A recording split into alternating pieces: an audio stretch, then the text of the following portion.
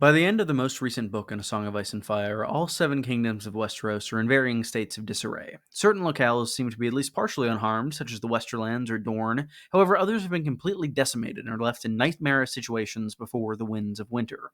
The Iron Islands have been taken over by a madman. In A Feast for Crows, Euron Greyjoy is elected as a ruler via the ancient tradition of the Kingsmoot. He seems poised to lead this kingdom of isles down a dark path, pursuing power and dangerous magic at any cost. The North has not fared much better, as in A Dance with Dragons, we see the Boltons assume control, treating their subjects with as much grace as they did the man on their sigil. However, both the situation in the North and the situation in the Iron Islands are not unsolvable. In fact, there is one character who seems perfectly poised to end both of these tyrannical rules and allow new, better kings to claim their rightful seats. The best part, this character doesn't even have a name yet. Today, we discuss the Winds of Winter's Kingmaker. Today, we discuss the Captain of the Myraham. This nameless captain pops up in two books, and in each of them, something happens that might make his movements quite crucial to the future of the story. Firstly, the captain and his ship are introduced initially in Theon's first chapter in A Clash of Kings. The Myraham hails from Old Town, where its crew and captain reside. They sail from Seaguard, the seat of House Mallister, so that the young Ironborn heir might finally return home and negotiate an alliance on behalf of Robb Stark with Lord Balon Greyjoy, Theon's estranged father. It goes great! This chapter focuses on establishing Theon's character, and the first bits of characterization we get for him as a point of view character happen on the Miriam. First and foremost, he generally looks down on those around him. He's taken the captain's quarters as well as the captain's daughter for his own. The two of them spend most of the trip together, during which time Theon discusses the old ways and the idea of making her a salt wife. This goes to reinforce how out of touch Theon is with the culture he was born into, as being raised in the North has drastically changed his outlook from the views on Pike. It's through Theon's relationship with his daughter that we find the first bit of importance for our captain. Theon remarks that the two of them have been together so many times on the voyage that the captain's daughter may well be carrying his heir. Back in A Clash of Kings, this really didn't seem like a significant line. However, given the context of the series so far, Theon having any chance for an heir is incredibly significant for a number of reasons.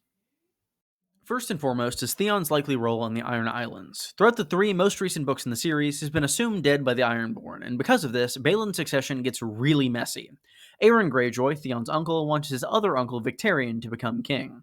Asha, Theon's sister, is Balon's chosen heir and has a great claim other than the feudalistic downside of her being a woman. To throw a further wrench in the works, Balon's eldest brother, Euron, turns up, also pressing his claim on these series of islands. Euron is in crisis at this point. He's got a lot of repressed trauma surrounding Euron, a lot of sexism surrounding Asha being made ruler, and an ethical succession conundrum.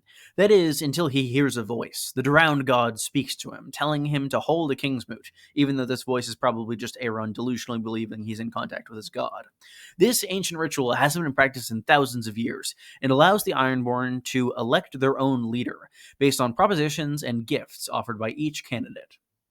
Euron declares a Kingsmoot in the hopes that people will rally around Victarion, raising his claim as king of the Iron Isles. However, the Kingsmoot itself is very messy. Victarion and Asha continually squabble, each weakening the other's claim as they go. All the while, Euron lies in wait as he reveals his grand plans for the Iron Islands, before showering the lords with gifts claimed from every corner of the world. Euron is named king, spelling disaster for the other three Greyjoys involved, and likely unleashing a tide of blood magic on the rest of the Seven Kingdoms. I was trying to say tide there, but I misspoke, and I'm gonna roll with it. And hey, if you enjoyed the video, be sure to leave a like and subscribe. I'd really appreciate it, and it really helps grow the channel, and it just makes me feel good. With that said, let's get back to the theory. We're going to put a pin in the Ironborn plot for now, because before we start speculating about the future, we should first turn to this unnamed captain's other primary action in the story so far. Surprisingly, the captain of the Myraham pops up again in A Storm of Swords. During Catelyn's 5th chapter, which is Robb's final strategy meeting prior to the Red Wedding, the captain arrives and delivers a report on the Ironborn.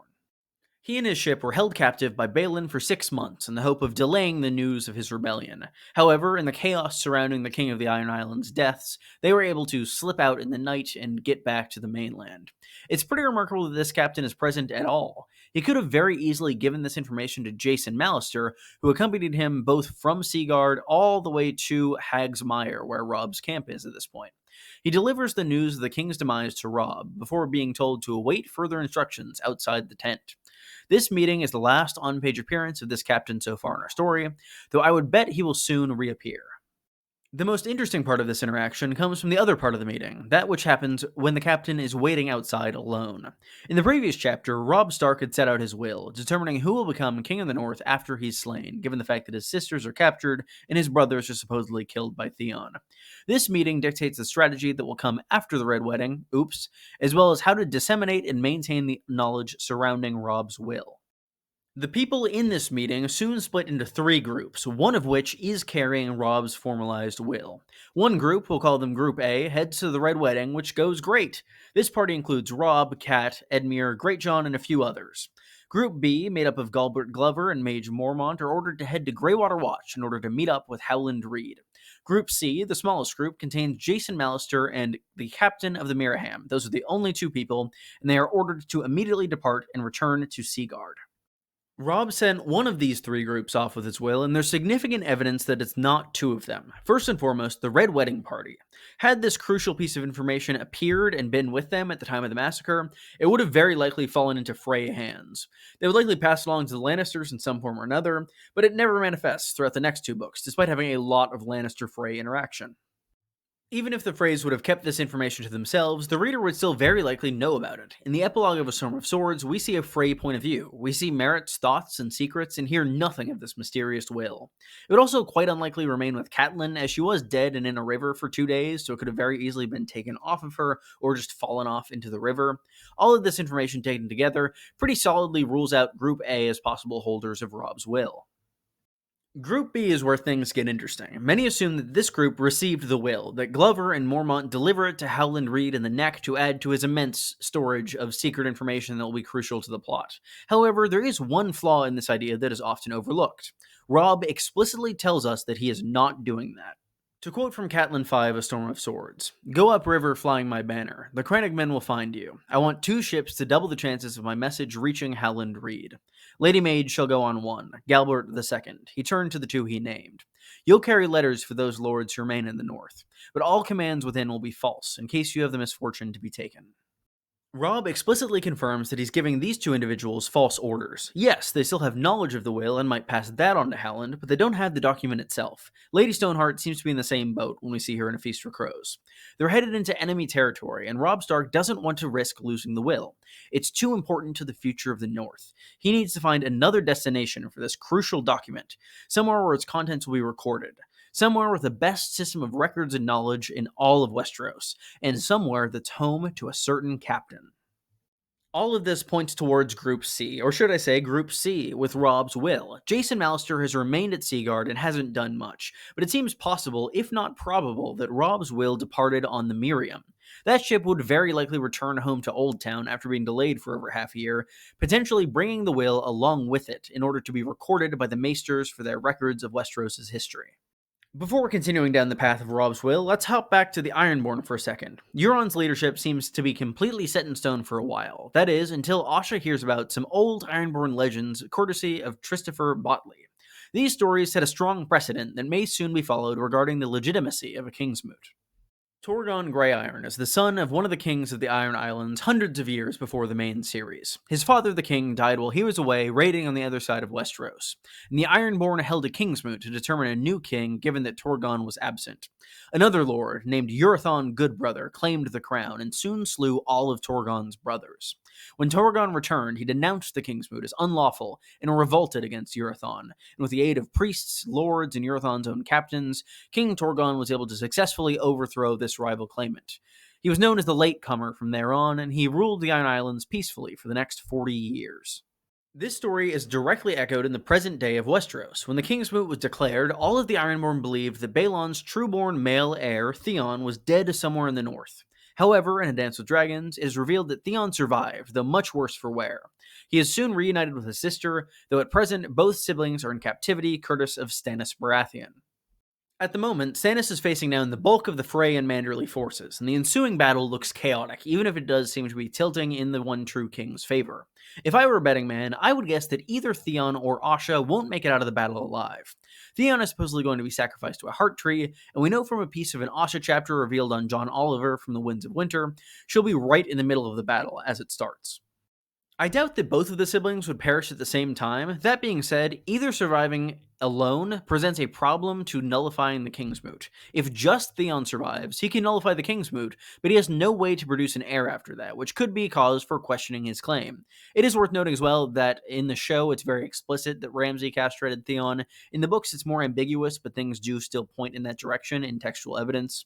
Additionally, he has no knowledge of the story of Torgon the Latecomer. Asha, on the other hand, does have this knowledge and seems to be in a better position to survive the battle and act on it. However, with Theon either slain or without an heir, how will she advance his claim? While Theon may be unable to produce an heir at present, he was not always this way. In fact, we know of one specific location where he very likely did produce an heir recently. The Myraham. The captain's daughter may hold the key to nullifying Euron's control of the Iron Islands. If Theon is killed at the Battle of Ice, his child could still survive to free the Ironborn from the control of a tyrant. It's also good to note that this child has likely already been born. By the time the captain reappears in Storm, he had been captured by the Ironborn for at least 6 months. That begs the question, why not tell Robb about Theon's heir? I can think of a couple of reasons. Firstly, the recent bad blood between Robb and Theon might be cause for concern regarding the safety of the heir from potential vengeance. Additionally, the main theme of his report is his fear of Euron and the other Ironborn, which seems like an excellent reason to hide this baby from everybody at that specific moment. Regardless of who survives the Battle of Ice, this baby remains the key to undoing the Kingsmoot. That, combined with the potentiality of Robb's will being on board, makes the Myraham a political powder keg headed directly towards Old Town, where we happen to have just arrived via Samwell's point of view. In the show, Sam discovers records of Jon's parentage in the Citadel. Instead, in the books, he may discover that his best friend is the one true King of the North, as decreed by his half-brother/cousin. I don't think he'd care as much about the Iron Islands reveal, but it could still be very useful, considering the fact that Euron is currently bearing down on their city. Robb and Theon were raised as brothers, nearly inseparable. The two of them were steadfast companions, until Theon undid all of that by stabbing his king in the back. However, over the time that has passed since then, Theon has suffered for his crimes, and then some. Theon's brother-in-arms may be dead, but elements of his legacy still live on. Both Robb and Theon are ghosts, their final will upon the world being carried by the Myraham towards some eventual meaning by the winds of fate. Or Euron will just fucking blow up the Myraham. That'd be neat too. That'd be cool. I don't know. This could all be for nothing. What's the point of existence? Yeah. Thank you all so much for watching. I really hope you enjoyed this video. I had a ton of fun making it. It's been a minute since I've done like an original theory myself. I will link in the description as well. There is a document, a blog post that I reference a lot in terms of figuring out where exactly Robb's will went. It's excellent. It's the same people who made the Battle of Ice stuff that I referenced in the Night Lamp video. Overall, that was great. You should check it out. If you enjoyed this video, be sure to leave a like and subscribe. I would really appreciate it, and it helps grow the channel a ton. Thank you all again so much for watching, and I will be back with more original theories in the near future. Thank you for watching, and have a great day.